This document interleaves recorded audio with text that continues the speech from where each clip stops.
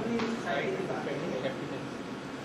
पहले हम लोगों ने harmony in the human being इस पर बात किया, फिर हार्मनी इन फैमिली पर बात की, अभी हार्मनी इन सोसाइटी पर बात करना चाहते हैं।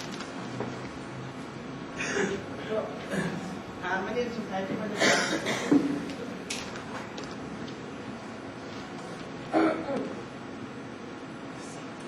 ऐसे तरीके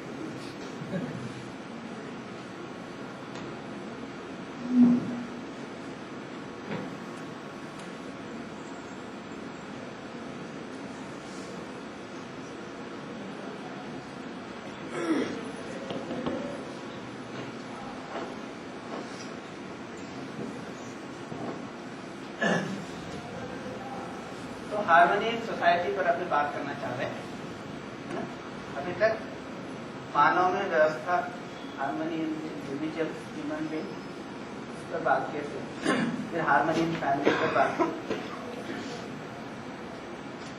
परिवार में व्यवस्था पर, अभी समाज में व्यवस्था पर बात करना चाहते हैं। समाज में व्यवस्था पर बात करना चाहते हैं तो उसका दो भाग है। एक तो मानव का लक्ष्य क्या है इसको पहचानना,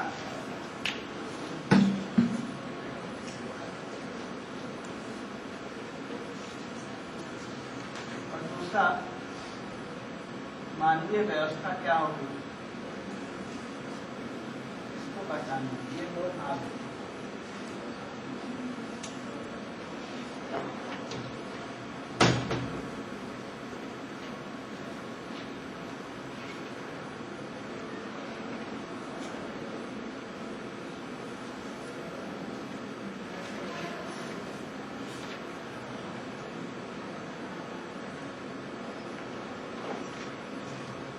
पहले इस पर बात करते हैं।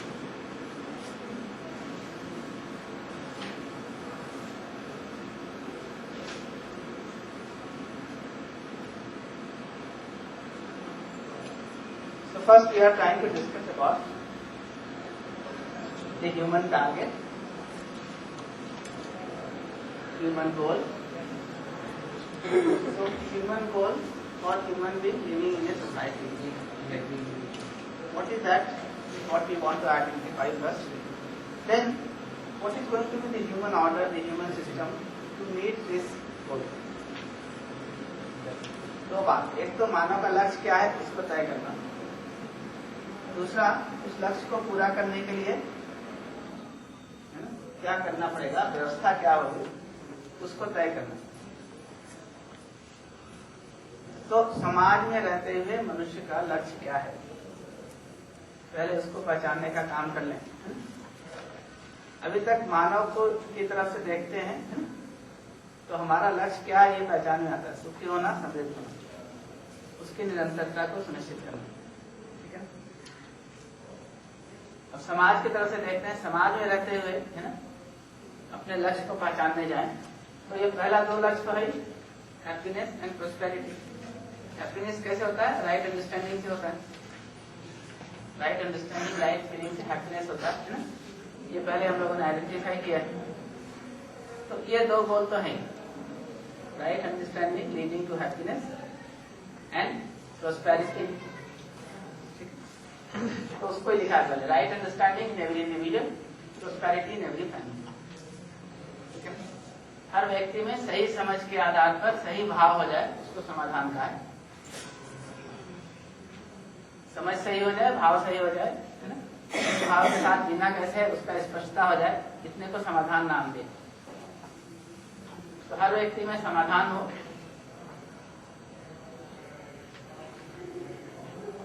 हर परिवार में समृद्धि हो,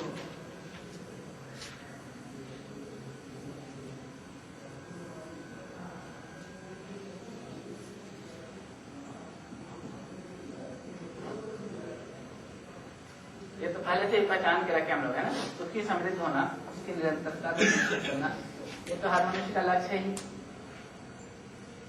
इसके साथ साथ समाज में जी रहे हैं तो समाज में फियरलेसनेस, ट्रस्ट ये आवश्यक है। नहीं, आप है से जीना चाहते हैं, अभय से जीना चाहते हैं, परस्परता में विश्वास के भाव से जीना चाहते हैं, अविश्वास के भाव से जीना चाहते हैं। तो भय का अभय हो और विश्वास हो, है ना। उसी को विश्वास होगा तो अभय होगा, ठीक है ना। अविश्वास होगा तो भय। तो समाज में भय हो अभय हो, अभय, ये तीसरा। और चौथा नेचर के साथ कोएक्जिस्टेंस हो, है ना, या उसका एक्सप्लॉइट करके खत्म कर दो, ठीक है ना। तो नेचर के साथ कोएक्जिस्टेंस, तो उसको मैं फिर से पढ़ देता हूँ, पहले इसको पूरा लिखो। समाज में अभय हो, विश्वास हो, ऐसा चाहता हूं मैं।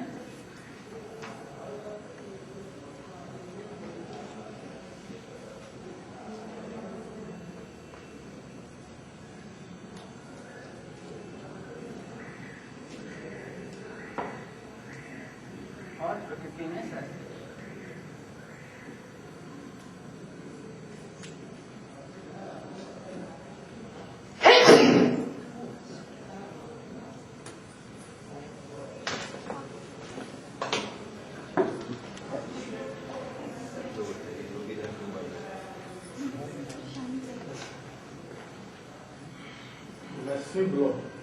तो 4 ह्यूमन ग्रोथ है ना। पहला, right understanding in every individual, हर व्यक्ति में समाधान हो, ये सहज स्वीकार है कि आदमी समस्याग्रस्त हो।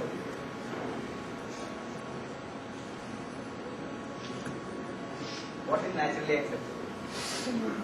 Right understanding leading to happiness in every individual, or lack of understanding leading to unhappiness. And this right understanding is in every individual or in some individuals? Every individual. अभी क्या कर रहे हैं? अभी शिक्षा एक दे रहे हैं जो राइट अंडरस्टैंडिंग है, दूसरा सबको मिल भी नहीं रही है। तो पहला जरूरत यह है right understanding in every individual, हर व्यक्ति में समाधान। दूसरा चाहना है प्रोस्पेरिटी इन एवरी फैमिली, ये दूसरा लक्ष्य। हर परिवार में समृद्धि। परिवार में क्यों कहा है? क्योंकि आवश्यकता को जब आप पहचानने जाते हैं तो परिवार में आवश्यकताओं को ठीक से पहचानना संभव हो पाता है, और उत्पादन जब करने जाते हैं तो परिवार में ठीक से उत्पादन होता है। ये दोनों काम तो कलेक्टिवली ही करते हैं, आप पहचानना आवश्यकता को भी और उसको उत्पादन करना। तो परिवार में समृद्धि, और ये समृद्धि हर परिवार में हो या कुछ परिवार बहुत एफ्लुएंट हो जाए, बाकी सब डिप्राइव हो जाए, और जो एफ्लुएंट है तो वो भी डिप्राइव है।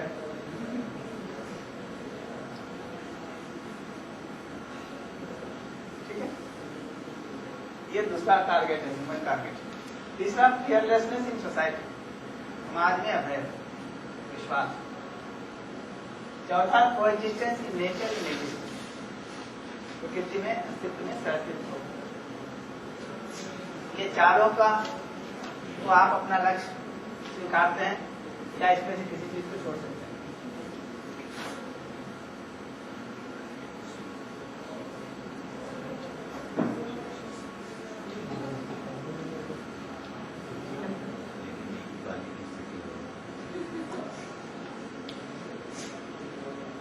So all four of them are required, right?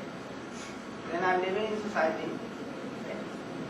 All four of them need to be fulfilled. We cannot do away with any one of them. अभी क्या स्थिति है? ये चारों को कर रहे हैं, नहीं कर रहे हैं।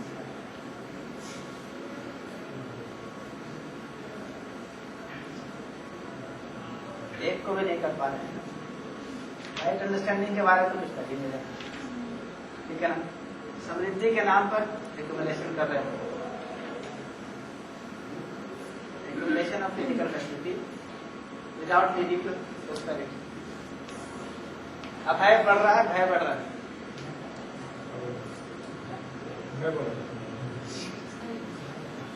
बहुत ज्यादा विपरीत, और ज्यादा हथियार है ना, और ज्यादा यही सब की तैयारी करते जा रही है, आतंकवाद है ना। और प्रकृति के साथ सहअस्तित्व पूर्वक है या प्रकृति का विनाश ही करते जा रहे हैं? प्रकृति के प्रति अभय बढ़ रहा है। अभय बोल रहा है तो खिलवाड़ कर रहा है। सीधी बात है, प्रकृति की अनदेखी करना है ना, प्रकृति का शोषण करने का है ना काम कर रहे हैं, और जितना किया जा सकता था अभी कर लिए, अब तो इंतजार कर रहे हैं उसका रिटर्न आने के लिए। उसका रोला धोला मचाए 25 साल की 30 साल 25 साल की 30 साल की 50 साल। ठीक है, तो ये चारों आवश्यक है कि नहीं, इसको देख लीजिए। इसमें से किसी को छोड़ सकते हैं क्या, इसको चेक कर लीजिए। एक पार्ट ये है। दूसरा पार्ट ये है कि अगर ये चारों आवश्यक है तो इसका प्रायोरिटी क्या होगा। तो प्रायोरिटी वाला मुद्दा हर बार आता ही है ना, क्योंकि शुरुआत कहाँ से करेंगे वो तो पता होना चाहिए।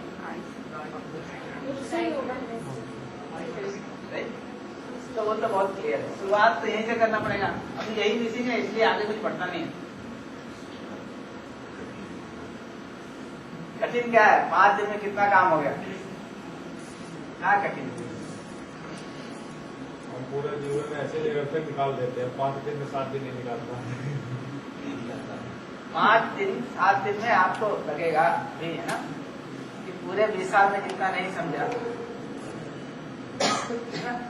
उतना 5-6 दिन में तो बहुत कठिन नहीं है। समझदारी का काम ज्यादा आसान, नासमझी का काम ज्यादा कठिन। समझदारी का काम ज्यादा आसान, नासमझी का काम ज्यादा कठिन। आप बच्चे को एबीसीडी सिखाए इतना डांट मार के, है ना। अभी ये बात कितने आराम से हो रहा है, संस्कार हो रहा है ना। जीव चेतना, मानव चेतना, सभी लोग हंसते हैं, अभी आपको खुद को समझ में आता है, खुद को दिखता है हमारी बात हो रही है ना, और हम अधिकार पूर्वक उसकी अपनी बात कर सकते हैं। ये किसी और की बात नहीं हो रही है ना, कोई एलियन की बात नहीं हो रही है ना, ऐसी किसी की बात नहीं हो रही है, दिखता ही नहीं कहीं अस्तित्व में। कॉन्क्रीटली हमारे बारे बात हो रही है, हमारे जीने के बारे बात हो रही है, तो इसलिए इतने आराम से बात हो सकती है। तो सबसे पहला मुद्दा तो यही है, समाधान का। समाधान के साथ समृद्धि, ये संभव है। समाधान समृद्धि के साथ अभयपूर्वक जीना संभव है, और ये तीनों के साथ प्रकृति के साथ सहस्तित्वपूर्वक होना संभव है।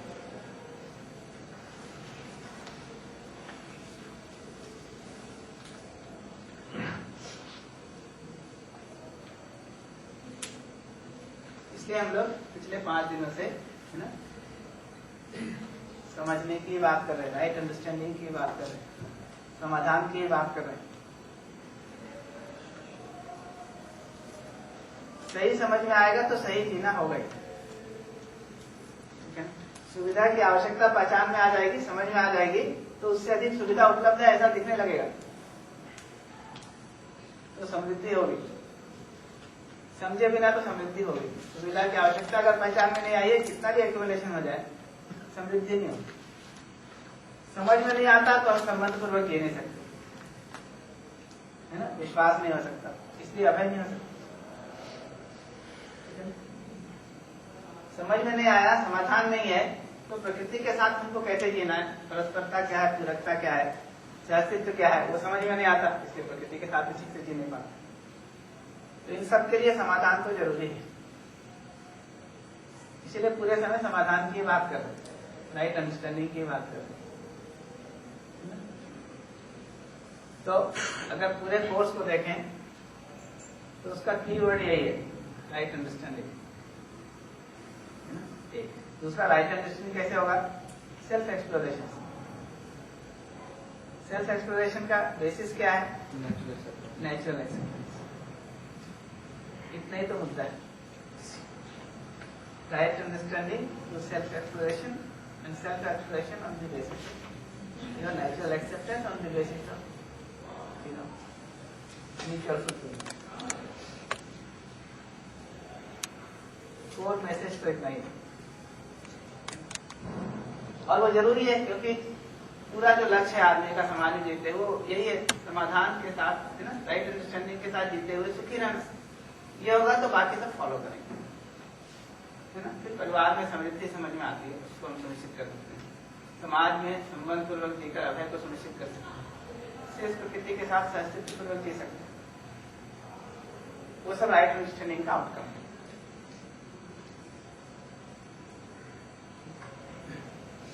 अभी आप इसको अगर कंट्रास्ट करना चाहें तो इस बात से कंट्रास्ट कर सकते हैं कि अभी हम क्या कर रहे हैं।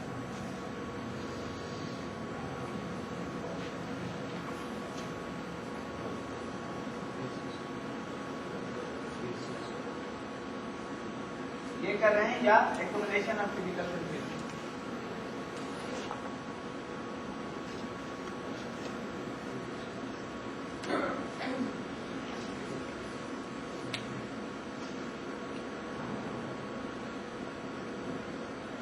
कितना करना है उसका पता नहीं है, अनलिमिटेड।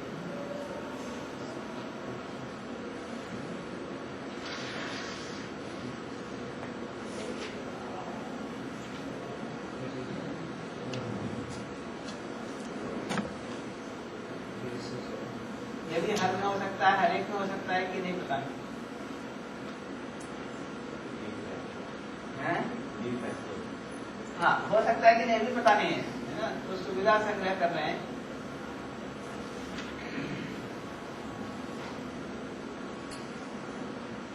और ऐसा माने कि असीमित सुविधा संग्रह करना है।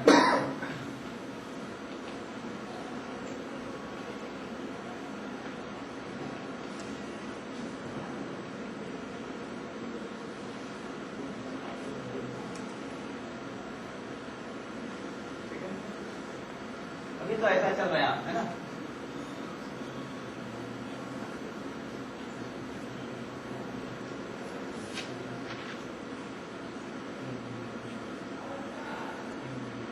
नहीं, चाहना इतने के लिए है, काम इतने पे कर रहे हैं।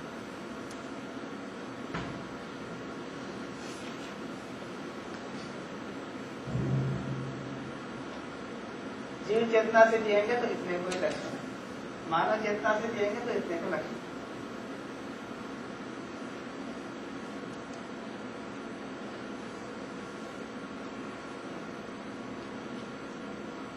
अपने को पशु मानकर जीते हैं तो इतना लक्ष्य, अपने को मानव के रूप में पहचानते हैं तो ये लक्ष्य।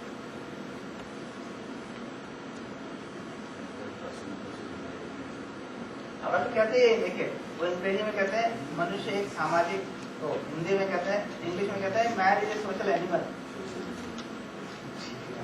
तो इधर भी रहेगा वो, है ना, चेतना है तो वही हालत। हिंदी में ट्रांसलेट कर देते हैं और खराब कर देते हैं, कहते हैं मनुष्य एक सामाजिक प्राणी है, प्राणी उससे भी नीचे, प्राणी मतलब पेड़ पौधे, तो एनिमल में रहा। तो आप अपना जांच कर लीजिए, इसको लक्ष्य बना के जी रहे हैं, इसको लक्ष्य बना के जी रहे हैं।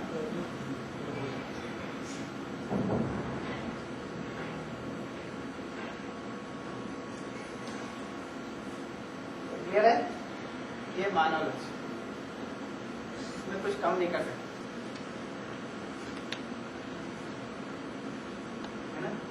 तो हम समाधान समृद्धि पूर्वक जीते हुए समाज में अभय सुनिश्चित करना चाहते हैं, शेष प्रकृति के साथ सहअस्तित्व सुनिश्चित करना चाहते हैं।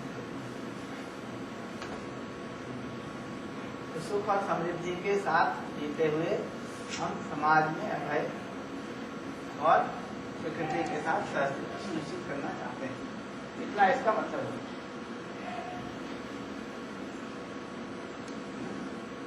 और सुख समृद्धि की निरंतरता के लिए वो तो नेसेसरी कंडीशन है, समाज में अभय प्रकृति के साथ सहअस्तित्व, है ना। समृद्धि की निरंतरता के लिए नेसेसरी कंडीशन है।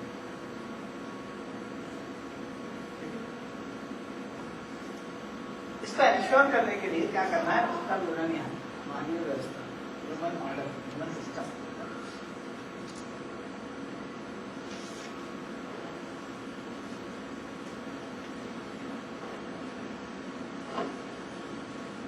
There are 5 dimensions of it.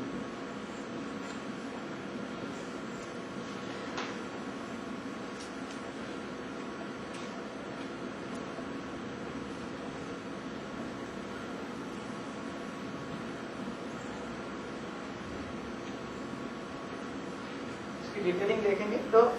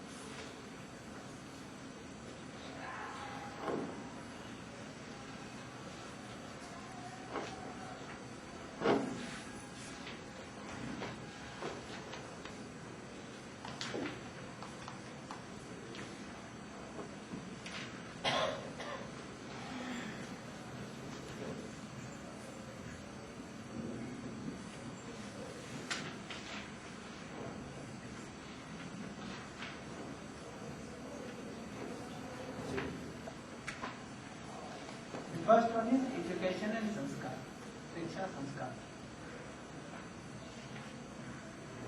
The second is health and training.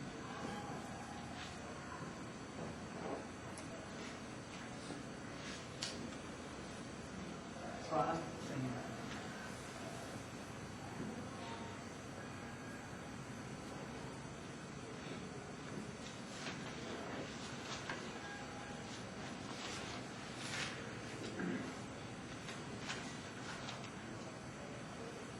Third,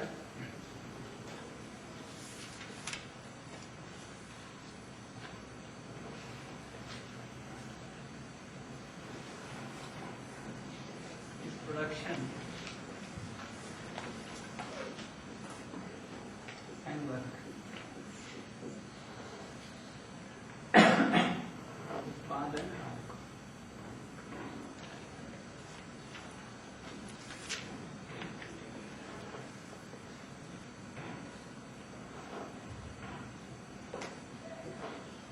Fourth is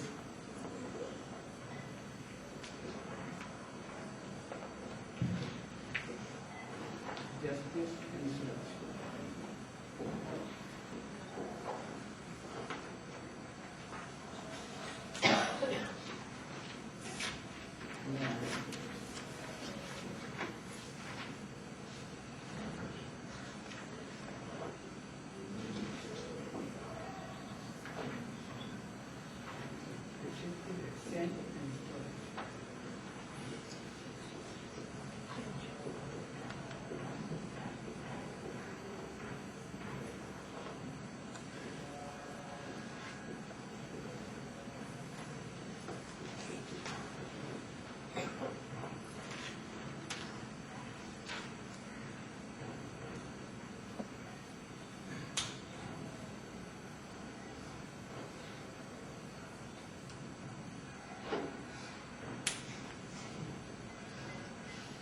These are the 5 dimensions of human order which are required to ensure the fulfillment of these 4 human goals.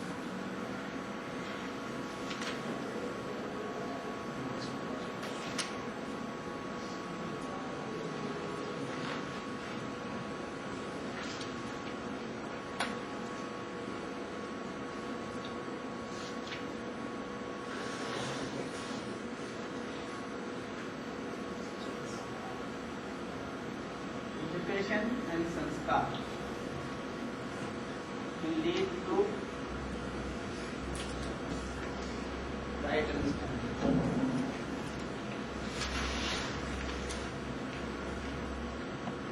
शिक्षा संस्कार से क्या होगा?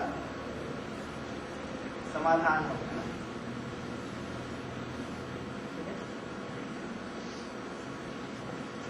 Health and संयम से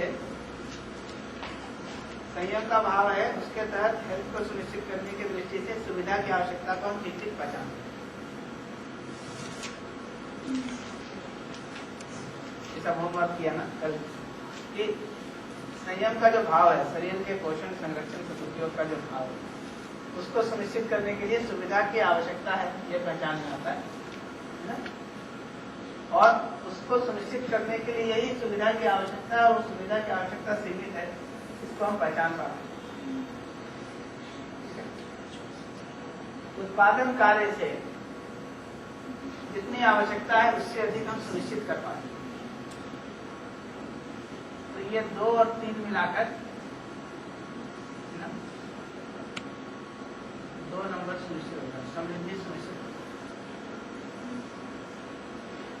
2 से सुविधा की आवश्यकता पहचान में आई, 3 से आवश्यकता से अधिक उत्पादन हो, ठीक है, तब जाकर समृद्धि का भाव। तो हर परिवार में हम सुविधा की आवश्यकता को ठीक ठीक पहचान सकें, उससे अधिक का उत्पादन उपलब्धि को सुनिश्चित कर सकें,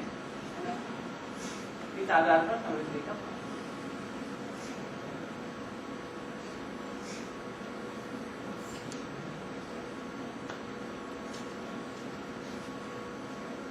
तो पहले आयाम से समाधान सुनिश्चित होता है, राइट अंडरस्टैंडिंग सुनिश्चित होती है।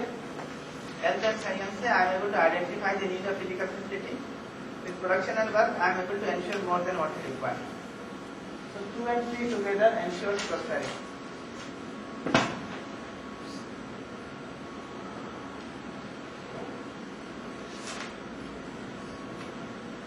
Justice ensures trust, fearlessness.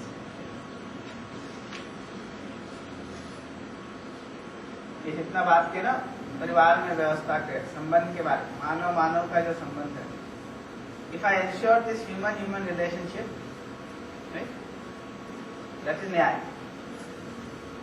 This न्याय ensures fearlessness, it ensures trust. अभी हम क्या कर रहे हैं, न्याय का ठीक से पता नहीं है, न्याय को आंसर नहीं कर रहे हैं, ठीक है ना? और जस्टिस के लिए लोगों को दंड दे रहे हैं। ये दंड देना, जेल में बंद करना, है ना, फांसी पे लटका देना, ये सब न्याय है, अन्याय है?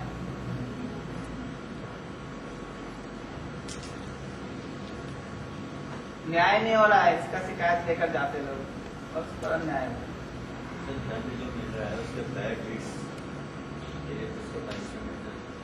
जो पीड़ित हुआ है उसके लिए तो न्याय है, उसको न्याय मिला? न्याय नहीं मिला, उसको इतना ही हुआ कि उसको ऐसा लगता है कि ठीक है, हमको इसने दंड दिया तो इसको भी दंड दिया, है ना? न्याय का मतलब तो हमको भी तृप्ति हो, आपको भी तृप्ति हो, तब तो न्याय है। अभी दोनों को ही अतृप्ति रहती है। एक तो ये बात, दूसरी बात यह है कि ये गलती जो कर रहा है, आपके दंड देने से उसमें सुधार हो जाता है कि नहीं हो जाता? जैसे एक आदमी ने गलती की, उसको आपने जेल में बंद कर दिया, बहुत अच्छा कन्फाइन कर दिया क्योंकि वो गलती पहले नहीं। जेल से निकलने के बाद वो आदमी पहले से ज्यादा अच्छा हो जाता है कि ज्यादा बदमाश हो जाता है? बदमाशी के लिए सर्टिफाइड हो जाता है। कभी कभी बिना गलती के भी उसको पीड़ित किया जाता है। वही, एक तो वो भी है, गलती के लिए भी पीड़ित कर रहे हैं, तो आपने जेल में बंद किया, जेल में से जो उसको सुधार हुआ कि नहीं जेल में जाकर? तो समटाइम्स क्राइम भी हो जाते हैं, एक्सीडेंटली। लेकिन तो आपका जेल में सुधार करने का क्या कार्यक्रम है, कुछ है कि नहीं है? जैसे यहाँ आकर, है ना, आपकी न्याय करने की योग्यता कुछ बढ़ी कि नहीं?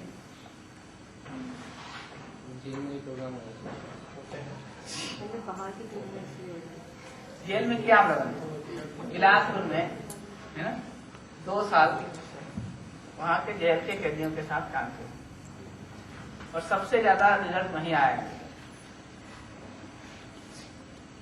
हम लोगों ने ऐसे कैदियों के साथ शुरू किया था, 25 कैदियों के साथ, जिन्होंने 3 से 5 मर्डर कर रखे।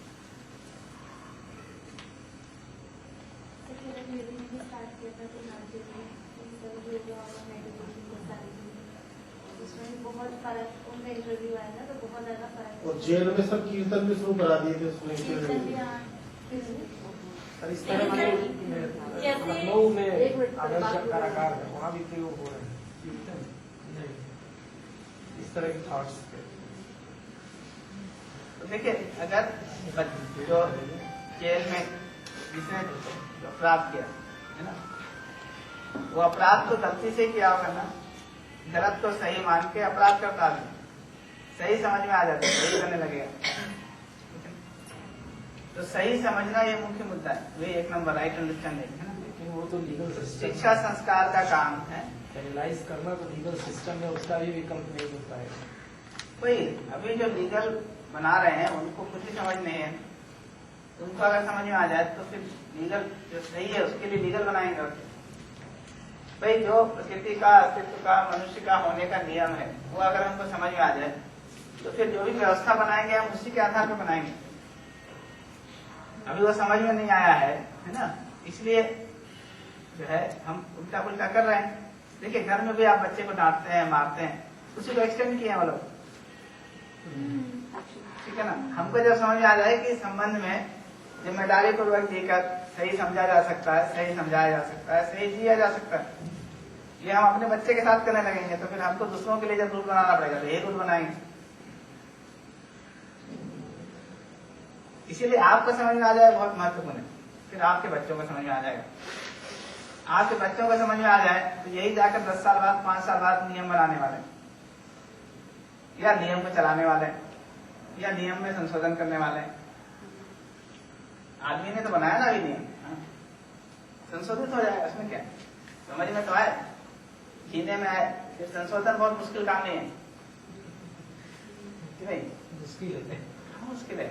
अभी देखिए यूपीटीयू के सिलेबस में लागू करने का, पहले ये बात तो सिलेबस में नहीं थी, आगे की नहीं, आगे इसमें क्या मुश्किल, रूल्स में आ जाए, समझ में आ गया लीगल सिस्टम है ना। सर तो ये तो स्ट्रेंथ की बात है, स्ट्रेंथ की बात है, अथॉरिटी की बात है, पावर की बात है। नहीं है, समझ की बात है। देखिए समझ में आ जाता है ना, आदमी करता है। जैसे आपको समझ में आ गया, अभी आप अपने बच्चे को भी पढ़ाएंगे, स्टूडेंट्स को भी पढ़ाएंगे, घर में भी इसी की बात करेंगे, मित्रों में भी इसी की बात करेंगे। अभी कोई लीगल सिस्टम नहीं बना जो आपको अपने मित्रों से बात करने के लिए रोके, है ना, परिवार के सदस्य से बात करने के लिए रोके। अभी ऑलरेडी कितने सारे लोग कहने लगे हैं कि माँ को कराना है, दोस्त को कराना है ना, बच्चों को कराना है। तो इसमें कौन रोक रहा है? कोई नहीं रोकता है। बच्चों को पढ़ाने का अवसर बन ही गया है ना। पहले आपको लगता है इसको रोकेगा, पहले भी कोई नहीं रोकता। बच्चे से आप अच्छी बात करें, इसमें कौन रोकता है? अभी भी देखिए कोई पाठ्यक्रम आपको पढ़ाना, एक्सपेक्टेशन ये है कि जो आपको पढ़ाना उतना तो आप पढ़ा, उससे अधिक बात बच्चे से ना करें, इसके लिए कोई रूल नहीं होती। आप बात से कर ही सकते हैं, क्या मुश्किल है? आप कहते हैं बच्चे का टाइम नहीं है, ऐसा भी नहीं है। बच्चे तो 6 घंटा 8 घंटा रोज निरर्थकता में लगाए हैं, आप ही लगा रहे हो। अभी समझ में आ जाएगा, दोनों मिलकर सार्थकता में लगा सकते हैं। और रूल तो हम आप ही बनाते हैं, आदमी ही बनाता है। तो अभी ये एकेडमिक फॉर्मेलिटीज क्या है, ठीक है, बोर्ड ऑफ स्टडीज में जाना है, फिर एकेडमिक काउंसिल में जाना है, वहां चला गया। सही बात अगर समझ में आया है, दूसरे को समझ में आ जाता है, दोनों मिलकर आप तय कर सकते हैं। तो 4 महीने में इतना हो गया कि सब प्रोसेस जितने भी औपचारिकताएं थी सब पूरी हो गई। उस जगह सिलेबस बनना था, उस पर पास होना था, काउंसिल में पास होना था, सब हो गया। अभी लागू भी हो गया। अब टीचर ओरिएंटेशन प्रोग्राम का काम, उसके लिए टीचर मैनुअल तैयार करना, बुक तैयार करना, टीचर को तैयार करना, ये सब काम हो ही रहा है। एक सेमेस्टर में, पिछले सेमेस्टर में 135 टीचर्स का ओरिएंटेशन, करीब 100 से ज्यादा कॉलेज ने इस कोर्स को ऑफर किया, 22,000 लोगों ने कोर्स किया। जो लास्ट सेमेस्टर पूरा हुआ, तो इतना मुश्किल थोड़ी है, समझ में आ जाएगा, ध्यान में आ जाएगा। तो न्याय से जो है अभय सुनिश्चित होता है, फियरलेसनेस सुनिश्चित होता है, ट्रस्ट सुनिश्चित होता है, और सुरक्षा से कोई किसी